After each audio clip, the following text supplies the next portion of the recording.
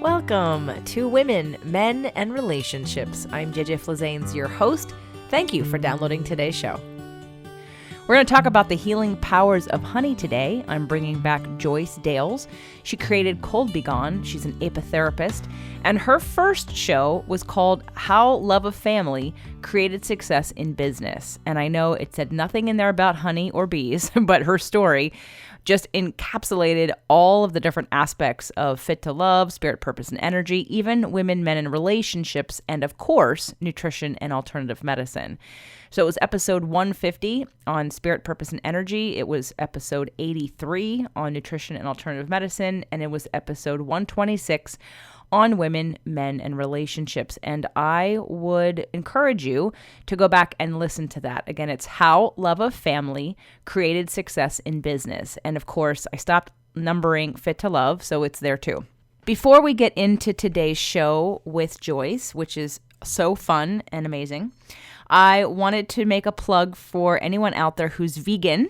And even if you're not vegan, anyone who has followed Food Heals podcast, and Allison Melody, one of my dear friends, who last year did her first retreat with Food Heals Nation in Italy. And they're doing it again. So it's called the Food Heals Vegan Italian Getaway. She is headed back June 15th through the 22nd. Do you want to go to the Amalfi Coast for some fun food, wine, and sunshine? They have 2 spots left. Join them this summer for a full immersion into Italian culture and life vegan style. You'll be hiking, swimming in the infinity pool, boating, and of course eating all the things. Can they tempt you with vegan gelato? You can turn off your phone, except for taking Instagram photos, of course, leave your laptop to the side, and fully indulge in a week of complete rejuvenation.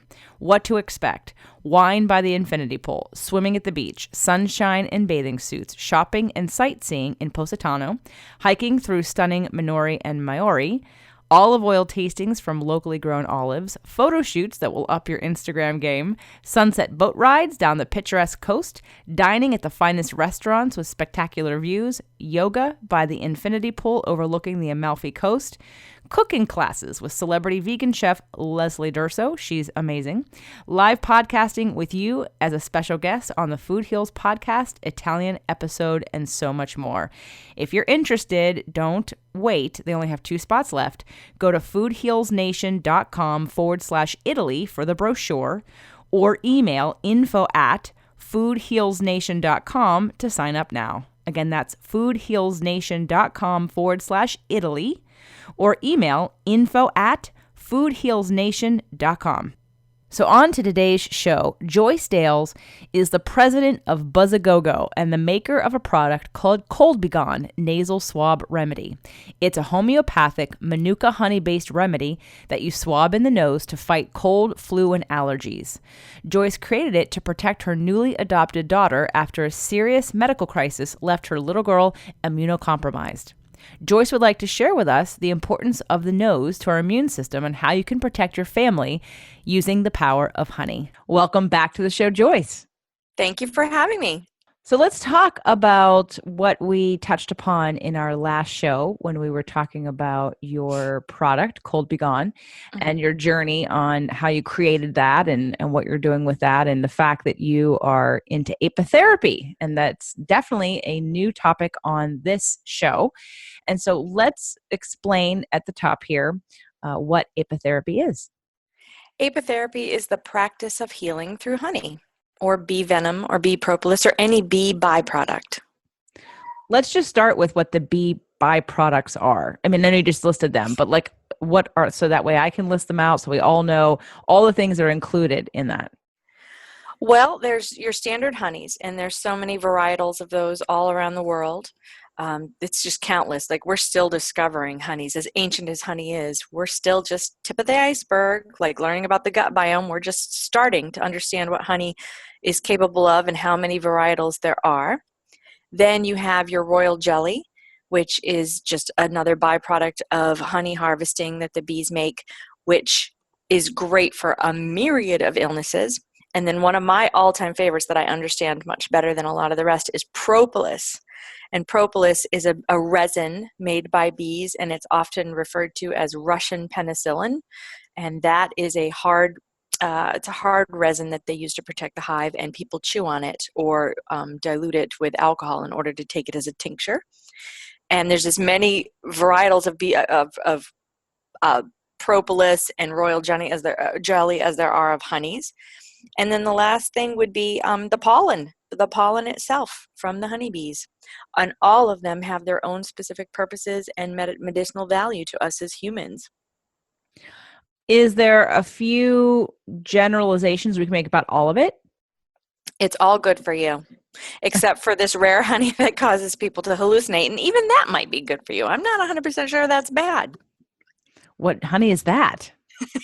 I forget the name of it. It's got a scientific name. I've got to look that up. But there's a wonderful documentary on YouTube about the search for the hallucinogenic honey, and people believe that it's like an ayahuasca, and that it will take you to another spiritual level, and it will take away the fear of death if you experience it. So, but you have to go over the side of a cliff and endure a honey swarm to even harvest it. So it's like a whole thing. You got to go on YouTube and look it up.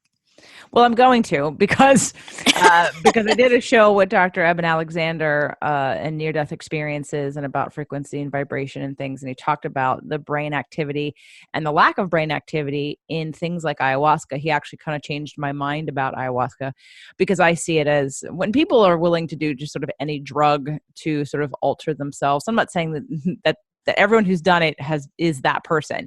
But it really, when you look at the science of where the brain goes, I'm actually like very interested in this hallucinogenic honey because I would probably prefer to do that over ayahuasca because the negative side effects of ayahuasca if you do too much of it. And I don't mean on a physical level. So sidebar, I will be doing my homework on figuring out, and you can help me, what this hallucinogenic this type honey is, because there is a possible place for it based on the show we did with Dr. Eben Alexander and how much brain activity versus consciousness that isn't directly correlated with the brain is. And so I would be very interested in that because I think that, again, sounds like something that is up my alley. It's more natural. It's less risky. But let's go back, of course, to today's show, which is the healing power of honey. And I know we're not going to have the time to dive into every single aspect of the different kinds of honeys and what each one does, because as you said, there's so many of them, and including the royal jellies and the propolis and the pollens, which, my goodness, we could do a whole show on each one of those probably, right? Oh, absolutely. And I do remember that the honey was Nepalese and Turkey, and it's called mad honey. So when you go to look for it, look for the hunting for mad honey. Okay. All right. So I just want to throw that out there before it leaves my brain when we get onto something else. No worries. Okay. So let's give everybody a brief story for those who have not heard the first episode that we did together, because it wasn't titled anything that had to do with honey or anything to do with even immunity. It was because your story really encapsulated many different themes of all of my shows, from alternative medicine to women, men, and relationships to law of attraction. So it was a hard show to title for that reason, because your story really did illustrate many different principles. So if you want to give everybody sort of the short version of your story and how you became an apitherapist. Well, I've always been very interested in that, obsessed with honeybees since I was little for no particular reason other than it fascinated me. And I like to chase bumblebees around. So that is something that's been with me since I can remember. And I grew up at my grandmother's at her apron strings, and her theory in life was, if it happens in the natural, it can be cured in the natural. And so she was, I guess, a naturalist, and she instilled those values in me, and it stayed with me all through my life. But as a younger person in my 20s and 30s, I drifted away from that, and I had a career, and I was a teacher, and I was just living life like everybody else, just drinking as much soda as I wanted to and not taking care of my body and abandoning everything that I'd been taught growing up in rural Maine. And then when I married my husband, we had a series of events that led to having some loved ones that were considered medically fragile. And I felt in fear of things like the common cold and flu all the time, because those things were a major threat to my loved ones' well-being. An ordinary everyday virus that would just knock us on our butts for a couple days could be life-threatening to my child and my father. And I decided that I didn't want to live in fear of that anymore, so I began to research it, because for me, understanding is empowering. So I began to research all about how we get sick and how important the nose is to our biomes, and that the nose is the gatekeeper of the entire immune system. It's critically important, just like the gut. And I put that together with my apitherapy knowledge, and I invented my little remedy, which is Cold Bee Gone, BEE, like a bumblebee. And I started selling it in stores nationwide. And now, 8 years down the road, we're in CVS's all over the country. And I'm hopefully reaching families like mine and helping to take the fear out of seasonal illness, because at the rate the media is going, we're all just going to think it's an apocalypse every time the flu season rolls around. This is true and unnecessary. And knowing that there are natural remedies out there, we already have them. It's sort of like when people talk about, oh, the cure for cancer. I'm like, it already exists. There's lots of them. But because the pharmaceutical companies don't make any money off of them, nobody is really promoting them. So you have to come to shows like this, or other people who have alternative medicine in their repertoire, and teach it and practice it. And people like you, that's how we're going to spread some of this information to help give people a choice. And, it's one thing if you want to go down the path of Western medicine, as long as you understand there are alternatives to try, and maybe you don't want to try them, but at least being aware of them will not make you feel angry if you ever should find out in the future, or you have a negative reaction to some of these drugs and chemicals that we put in our bodies. And so, of course, I'm always on the hunt for things that can help in a more natural way. So last time we talked and did a show, Joyce mentioned, the honey and just different things that's in her product, but also the fact that she's been studying honey, and we haven't done a show on that. And I love honey, and I know there's many different kinds of honey. And so let's dive into an overview. And I know we don't have time to go super deep on all the different aspects of this, but let's just start with sort of basic questions about honey. And I know that, Joyce, there's one in particular that you kind of specialize in, and the rest of them you know about. And you probably know a lot more about it than most of the people who have either been interviewed on the show or listened to the show. So I'm not concerned about not getting, super, super, super scientifically detailed on all of them. But let's just do an overview of honey in general. Okay. So how many honeys are there? Oh, thousands. I think thousands. There's hundreds that are recognized and used in popular culture, but I think there are thousands of varieties that we just don't know about. I mean, think about how much of the earth has been untouched. So, and it's like they're discovering new species every week that we don't even hear about in the news. You've got to go look. I think the same thing is true with honeys. And honey's always evolving. The bees are adapting and creating new honey. So it's kind of hard to quantify that. Okay, but that's good to know, because if it's in terms of explaining it to people, for people just to think, oh, all honey is the same, that's not true. So that's not first all and honey's foremost. Created equal. Yeah. Right. Well, right. Absolutely. So let's talk about, maybe if you had to recommend the top 5, would you say they're the top 5 kinds of honeys, maybe how they're slightly different, and then we can get deeper into one of them? The first thing I would recommend is your own local honey. That's whatever that type is. So that's just, I've got to just say that right up front. Wherever you are in the world, you are adapted to where you are. And if you're suffering from allergies or whatever, then you need to go get your best organic local honey. Try to find a source that is away from big agriculture, somebody that is really well versed in how clean their honey is, and go get a jar, because that you've got amazing medicine in your backyard. And maybe that beekeeper hasn't had the millions of dollars to study that honey. He may very well be in possession of an untested super honey. So please go get a jar of the cleanest local honey you can find, because you may have what they call, gold, liquid gold on your hands. So go get some of that. Awesome advice. So that's so local honey. Now, I know when I go places where they have more, let's say, seasoned farmers markets, that they usually have somebody selling honey. I know we have a local farmers market here. I don't know that they do they have local honey. What are some of the questions that we could ask a farmer's market or a store, or how could we find the best local honey? What I ask, and it's uncomfortable questions, but the best beekeepers will totally get it, is I ask, how they harvest, their distance from commercial agriculture, if there's any risk of glyphosate cross-contamination in their honey, if they feed their bees, what do they call, the word goes out of my, it's an insecticide for mites, miticide, thank you. Miticide went right out of my brain. That there's a lot of practices within beekeeping where they can even say they're organic, but they're still using miticides and stuff. So you're going to want to ask all those questions. And I usually just distill it down to, how clean is your honey? How confident are you that your honey is as clean as possible, as pure as possible, and organic? Because organic gets thrown around in the honey world. It's very contentious. You can't control a foraging bee. You might think you can, and I know that there's commercial interests in the world attempting to control bees, and almost like the Monsantos of the bee world, but you can't. You're not going to get the best and most interesting and wonderful quality super honeys in the world if we're trying to control what the bees instinctually are doing naturally. So ask your local beekeeper those questions. How clean is your honey? How close are you to big agriculture? And what are the risks of contaminants in your honey? And how do you quantify organic if they're claiming organic honey? And you'll suss out from the answers whether or not that rings true, and listen to your intuition.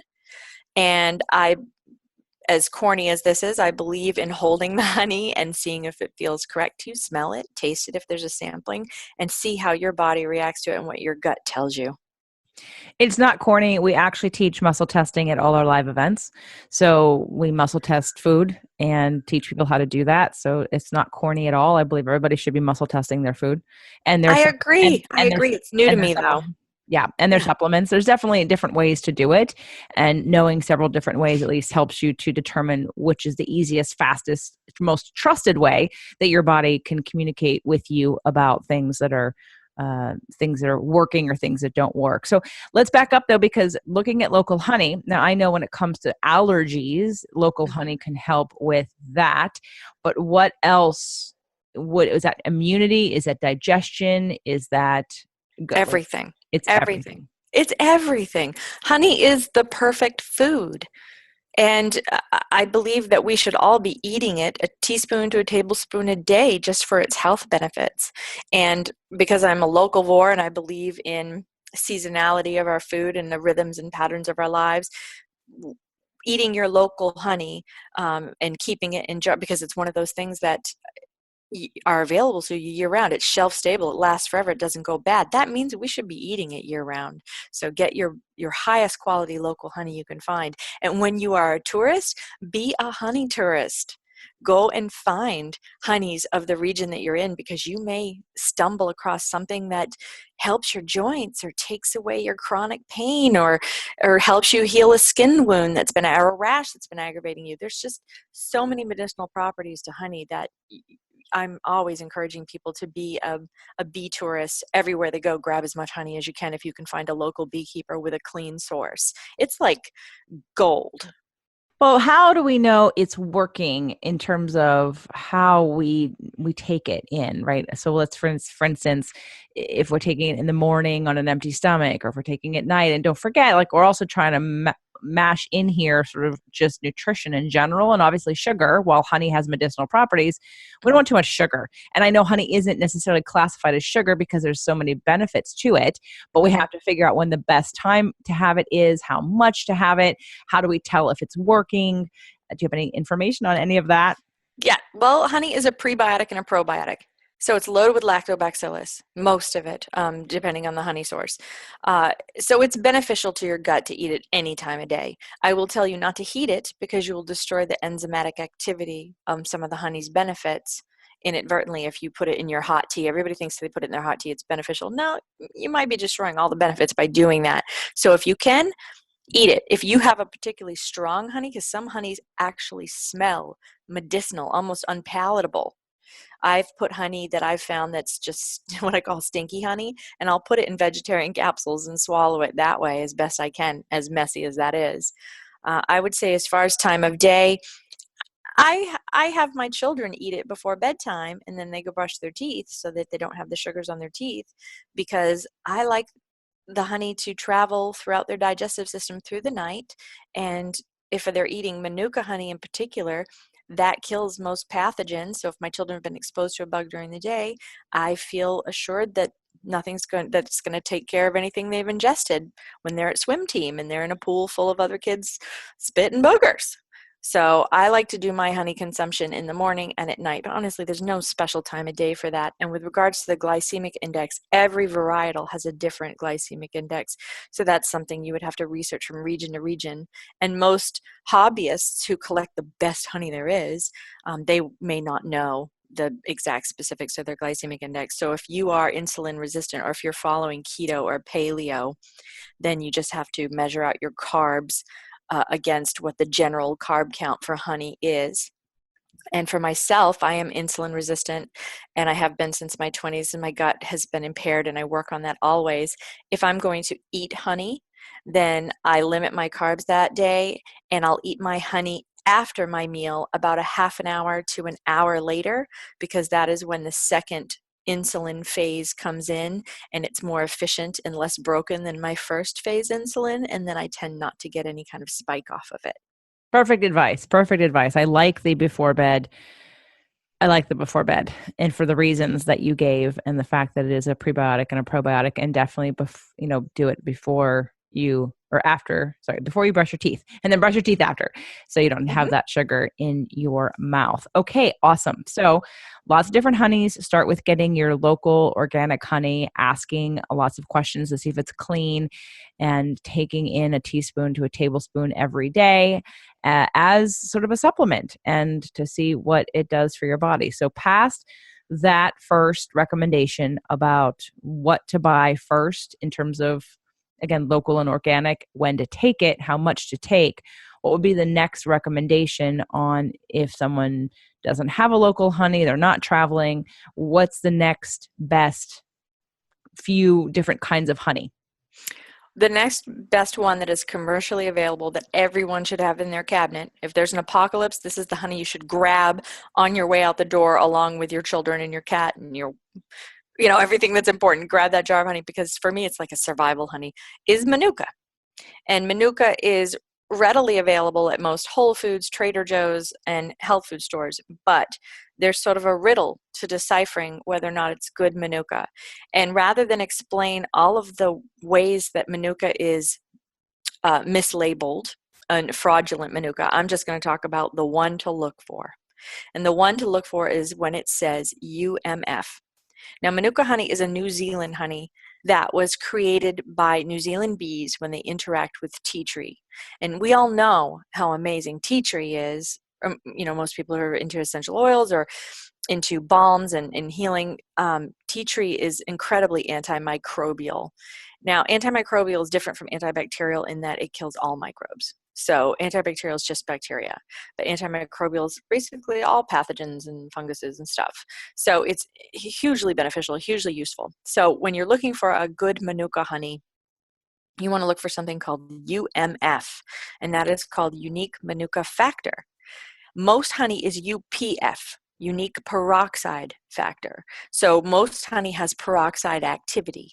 And when you put it on a boo-boo or skin rash or whatever, that peroxide helps your body to heal, and it helps to kill the pathogens or any infection at the site of your wound. It's great to eat. It helps digestion.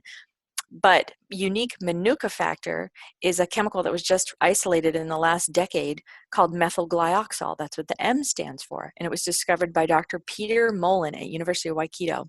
And I worked with him through email and the phone before he sadly passed away.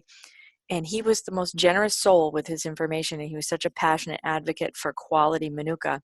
And in the decade that we have been having Manuka in the commercial market and freely available to everybody, there's so much corruption.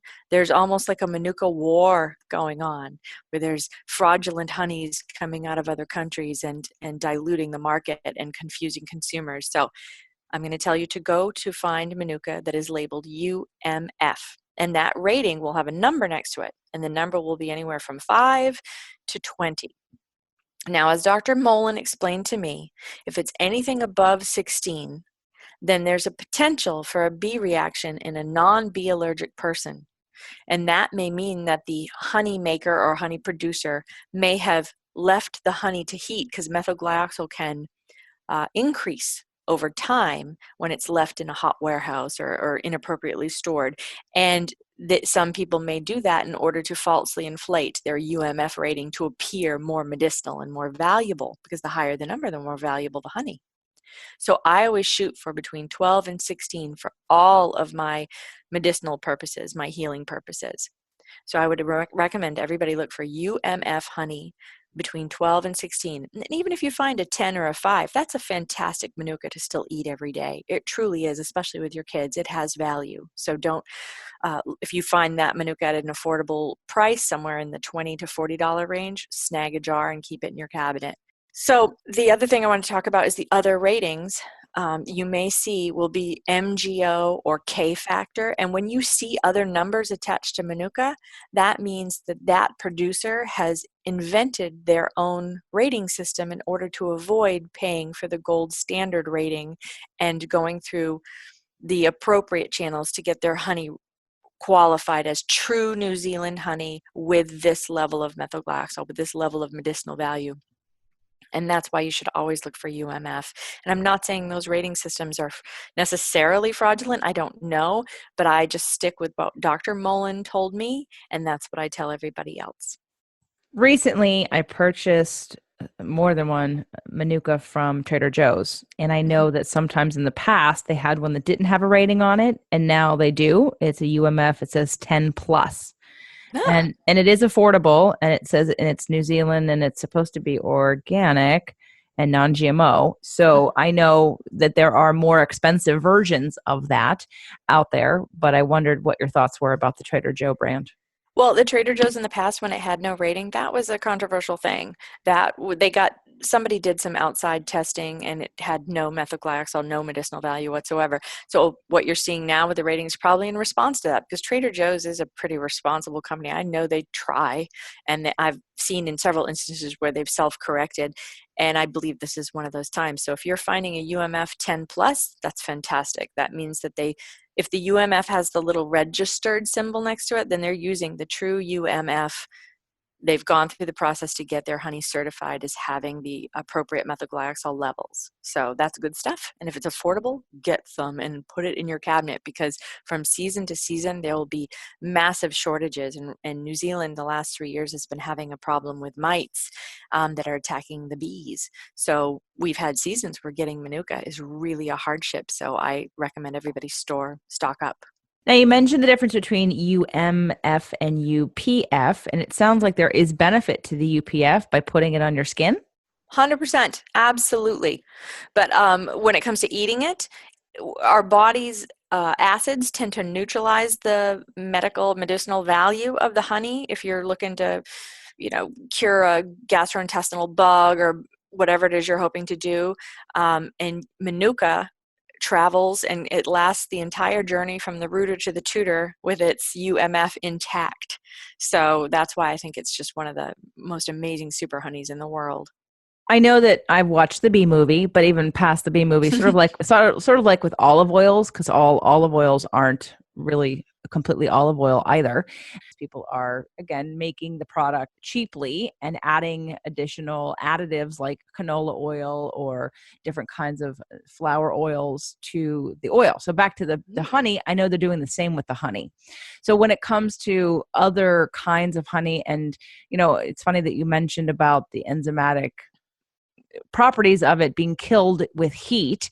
Is it all heat? Like, let's say you have a lukewarm cup of tea. Is it going to kill it, or is it just have to be had cold and straight and not put in any liquid at all?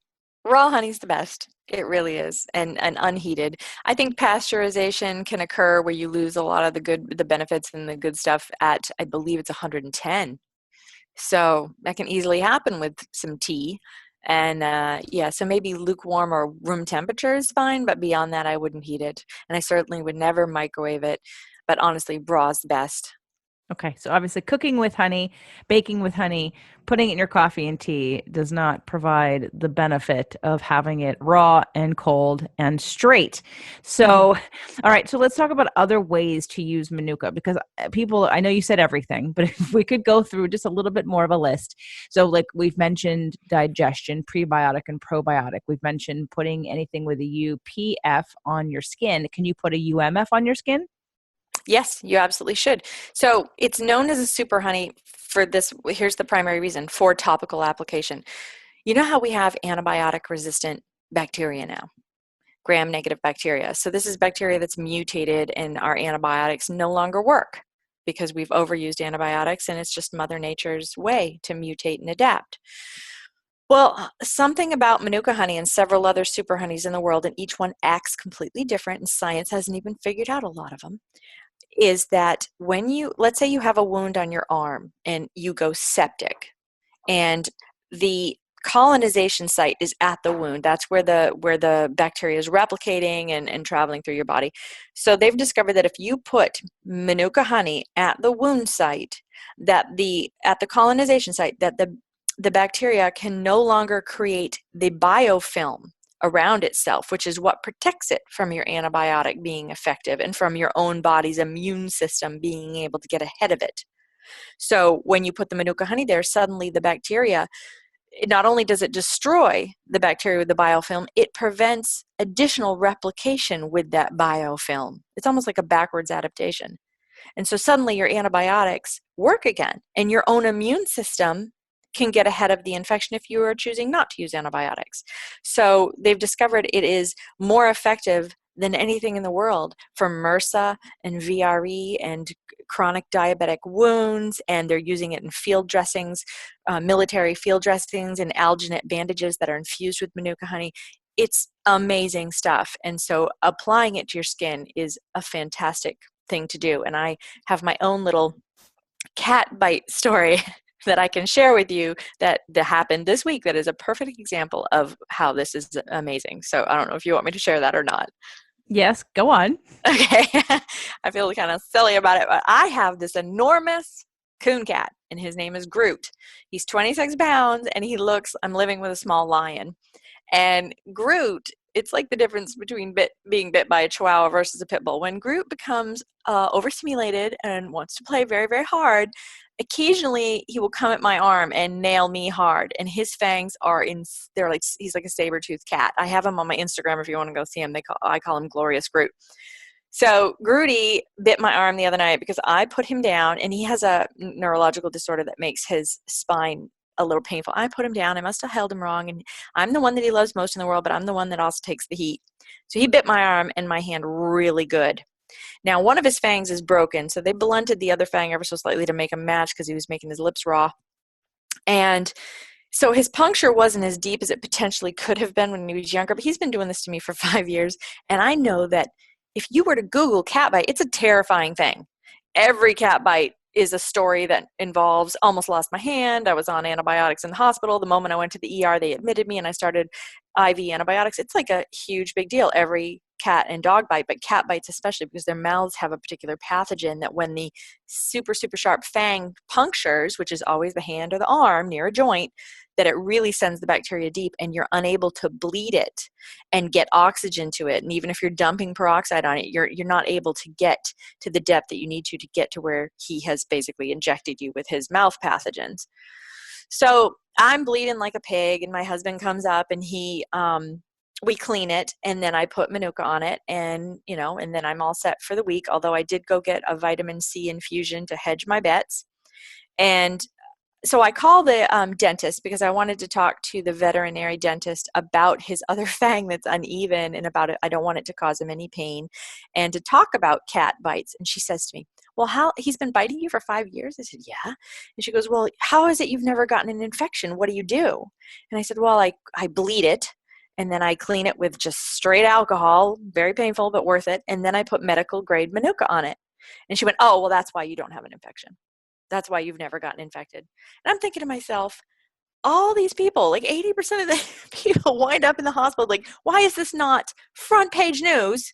If you get bit by a cat, Stick some, it's worth the $40 jar of Manuka. Go get it and put it on your boo-boo, because apparently I should have wound up in a hospital by now because of my violent cat. That's my story. Well, you know the answer to that question. I do. Why doesn't everybody know about it? Because who's going to make the money from that? Veterinarians, and I'm not trying to slam any medical professional, but when you have offerings, that's why cancer is never going to go away, is because the most profitable thing is chemotherapy. That's right. It is a billion-dollar industry that would be completely threatened, and is completely threatened by anyone talking about natural causes and ways to heal things. So, and it's not because everyone's evil necessarily. There are evil people who understand this, but the fact that it was so easy for the vet to say, oh, that's why. It's, as consumers, you have to ask your doctors, you have to ask your physicians if you trust them, and even if you don't, especially if you don't, but you have to ask the ones you trust, are there alternatives? Is there another way to do this? Instead of going, you have to be a responsible consumer when you know that there possibly is another way to do something. Now, the likelihood that that vet was going to recommend Manuka honey to the average person is Zero. probably right, because again, A, could make them look silly. B, it could also not work for that person if they do it incorrectly, which makes them liable. And they know that their methodologies would work 100% and they can stand behind that. But the fact that she so quickly knew that Manuka honey worked is very telling, right? Mhm. Yeah, and she followed it up by immediately, well, I can't really tell people that, you should see your doctor, which is what we're all pushed into that position. Anybody that's working, even in the alternative medicine field. For instance, I understand her fear and her trepidation at bringing these things up, because let's look at recently, I was posting about bee health and how important honeybees are to all of our well-being, not just as a medicine, our food, everything. It's a genuine crisis. And I had gone into a local hardware store, and there's just a sea of the evil Roundup everywhere.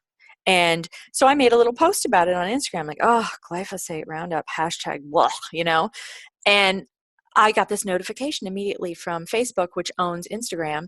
I'm sorry, but you cannot boost this ad, because I tried to boost it to the local region and to support some of the local hives.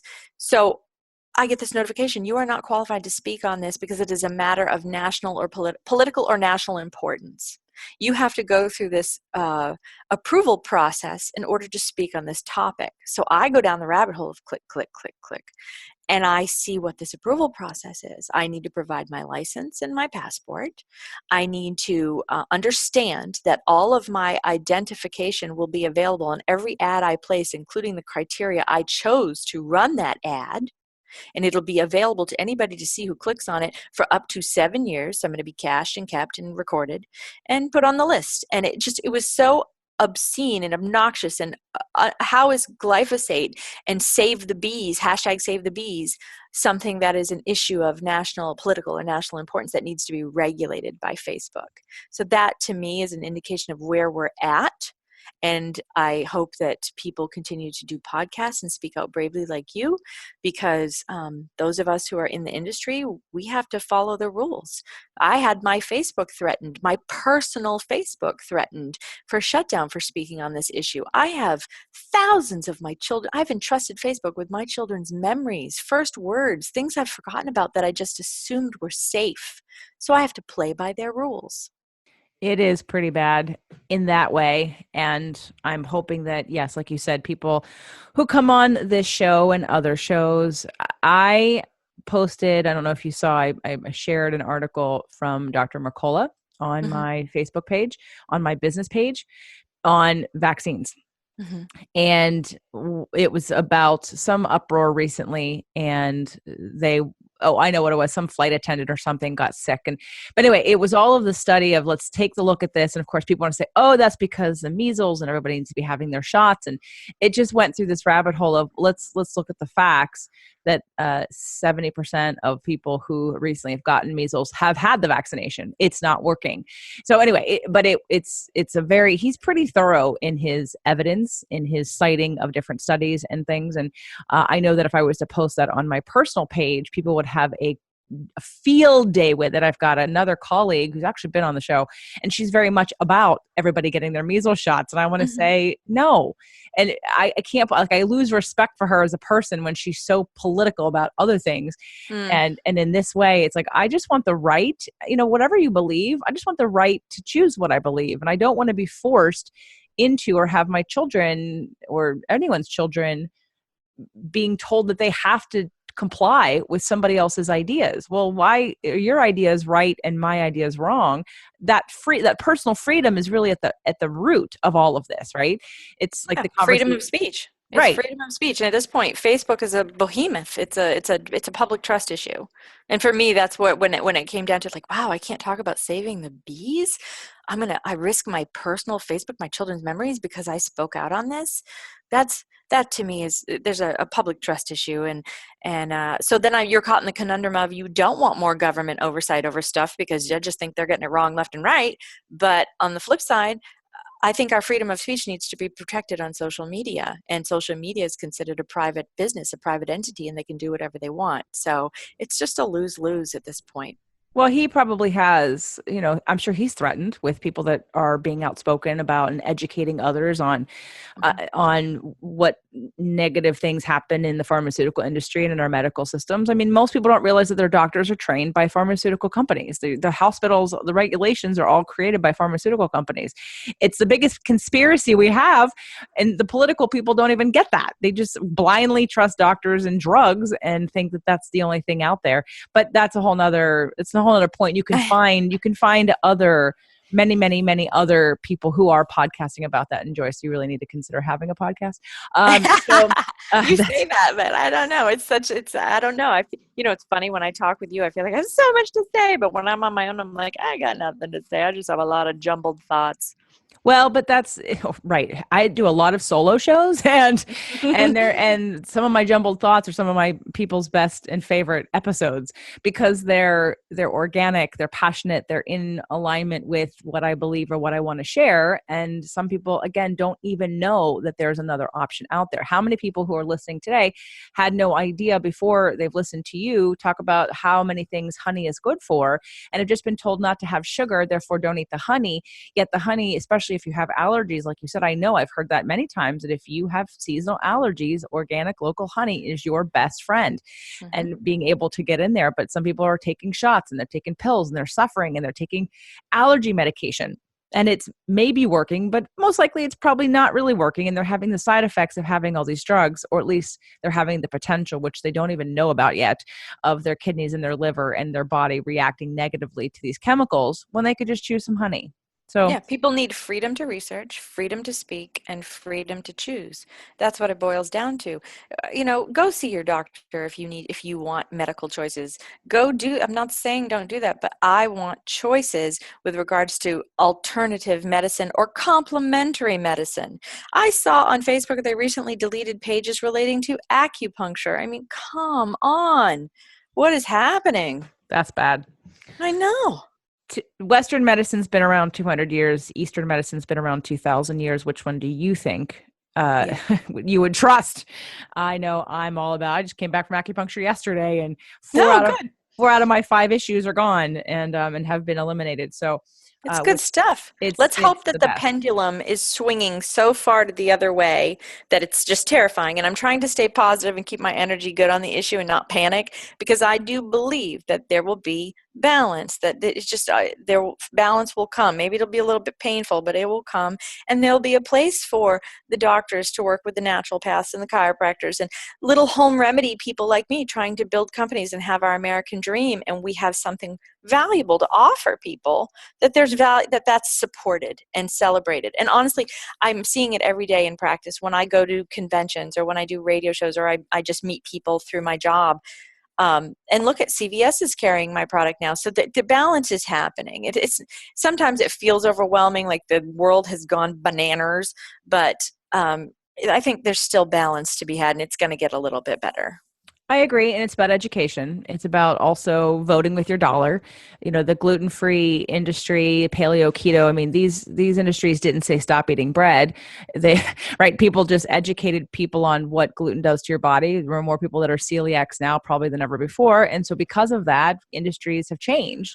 And it's That's not, such a great example. I hadn't even thought of that. oh yeah, Yeah, there isn't like big bread, I'm sure there's like people in the industry, in the flour and corn industry trying to control that message, but yet with just patience and honesty and being genuine and putting the information out there, the gluten movement has just really taken off and organically grown. So let's just trust that's the truth for everything, including the honey industry. I know people are trying to corrupt it right now, but we'll just keep saying our message and wait for people to hear it, and it's going to be okay.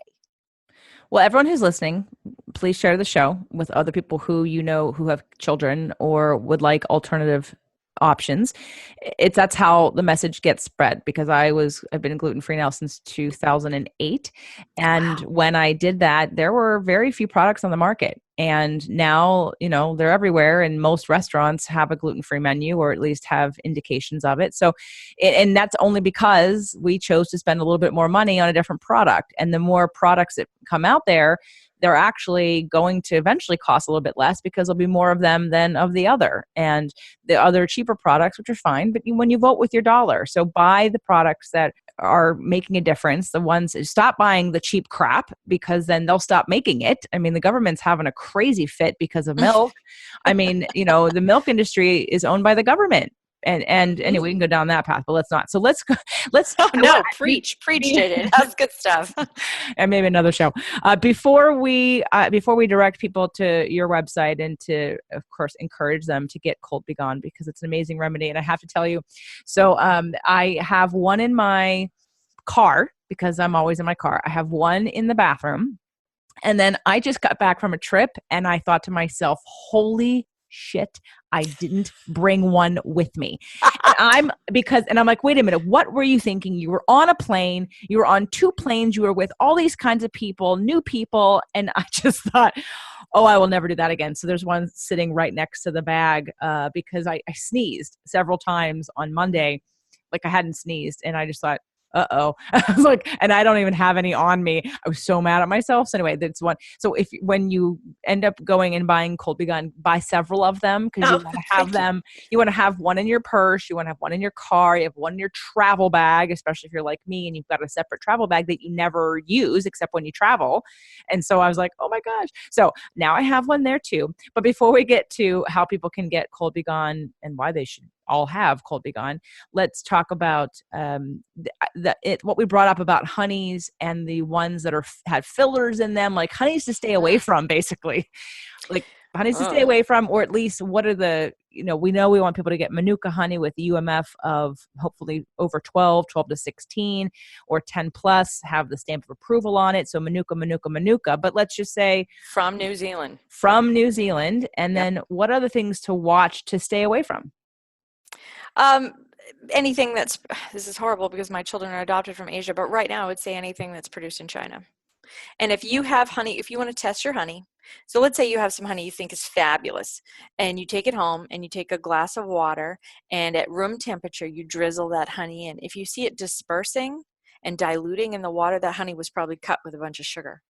But if you see it stringing up like a lava lamp on the bottom, then, and you don't just use like a teaspoon, that's all you need. You don't need to waste a lot of honey. You've got good stuff there. You've got some good raw honey. So that's one little way that you can make sure that you've gotten some decent uncorrupted honey. And then I would just make sure that it's produced where, if let's say you're buying a regional honey that like Scottish Highland Heather honey, you want to see on the package it's from Scotland.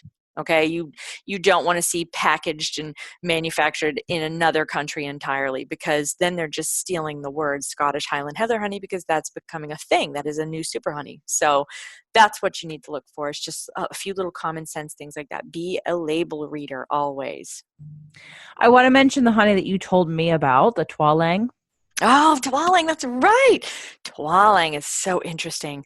I'm obsessed with it. It's a Pacific Rim honey. It's from Malaysia. It grows in these trees that are so tall that only these certain men are trained to go up and chop. And sadly, the whole hive is destroyed in the harvest. but it is as effective as Manuka honey in killing antibiotic resistant bacteria and other pathogens and viruses and everything that but they don't know by what mechanism. It hasn't been truly isolated. It's been studied against cancer and hormone disruptions. Apparently, it's incredibly hormone balancing for menopausal women and people that are having hormone imbalance if you eat it. And it is one of the new super honeys of the world and incredibly hard to come by. And I have no recommendations of how to get quality tualang. And I think it's tualang. And I've been saying it wrong for a while, but go on Amazon and search for it's Tualang, and then look at people's reviews, because that will be your guide on whether or not you've landed on a good supplier, because the tualang industry is starting to take off like the Manuka industry, but it is an even more precious, rare honey than Manuka was in the beginning. So if you can get your hands on a couple jars, I have 3 in my cabinet, and I know I should be eating them to help balance my hormones, but I just open the cabinet and stare at them like I'm, like they're my precious, and I don't want to use them because I know how important and rare they are.